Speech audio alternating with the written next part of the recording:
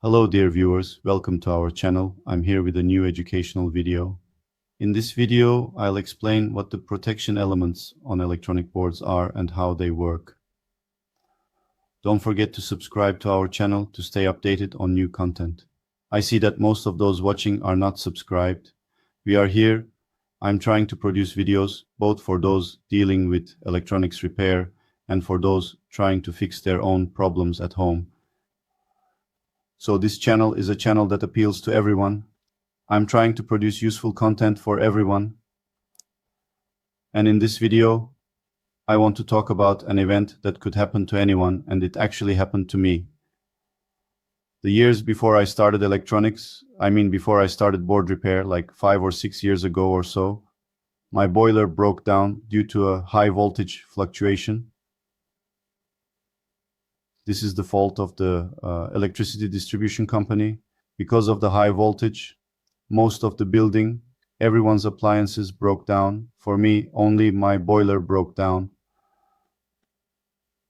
When I opened up the boiler and looked, a few components inside had blown, the fuse had blown.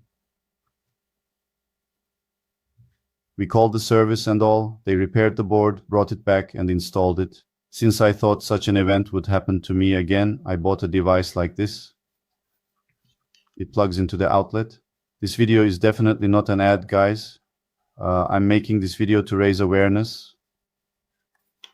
I bought one of these for every outlet, like this. When it first starts up, you can adjust this countdown.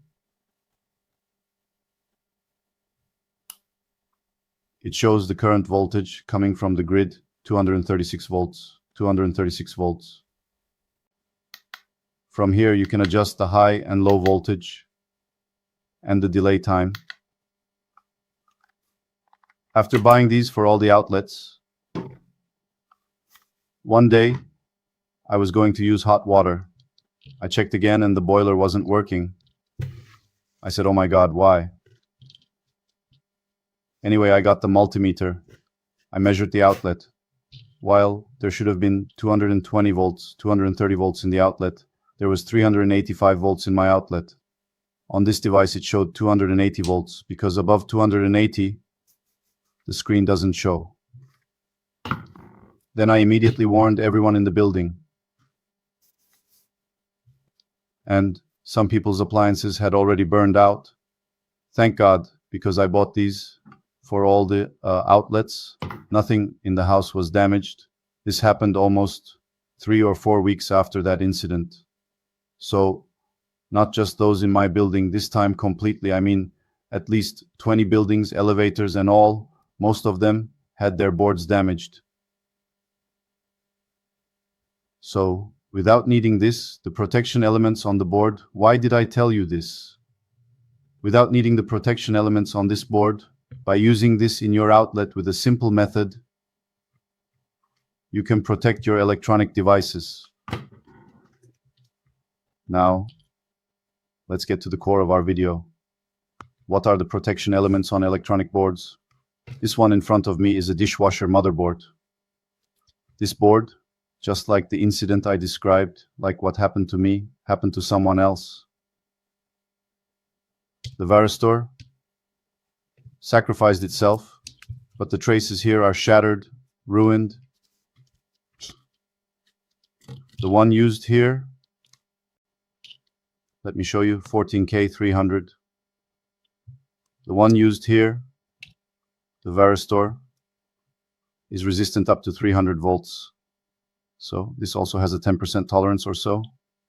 This 14 is its diameter. Let me show you. There's a sleeve here.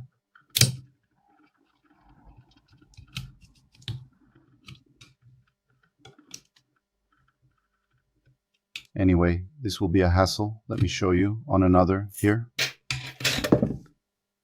A Varistor like this at high voltage, by short-circuiting itself in the circuit. This is usually connected between phase and ground. In case of a short circuit, it immediately blows the fuse and also shatters itself. Let me show you. Let me explain the codes on it. This one that says S20 is 20 millimeters in diameter. K275 is resistant up to 275 volts. So after 275 volts, by short-circuiting itself, it protects the circuit, blows the fuse, and sacrifices itself. This K is its 10% tolerance.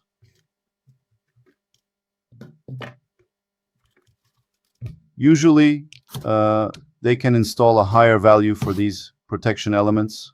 One must be careful with these. It must be of the same value. If you install a higher one, it will trigger at a higher voltage and won't protect the rest of the circuit. I mean, even though it's 300 volts here, look at the damage it caused here. It blew the traces and all. A lower one could be installed, for example, 275 volts, but the manufacturer installed a 300 volt one here. The other most commonly used protection element is fuses. Well, I didn't mention this fuse first because since I told you about the incident that happened to me regarding high voltage, let's say the Varistor first. Fuses can be in the form of glass fuses or in other forms.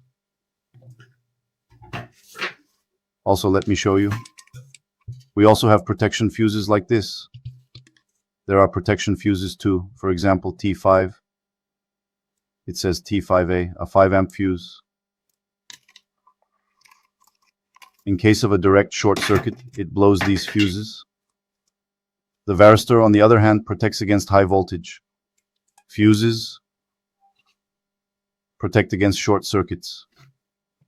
Another protection element is the NTC, that is negative temperature coefficient thermistor.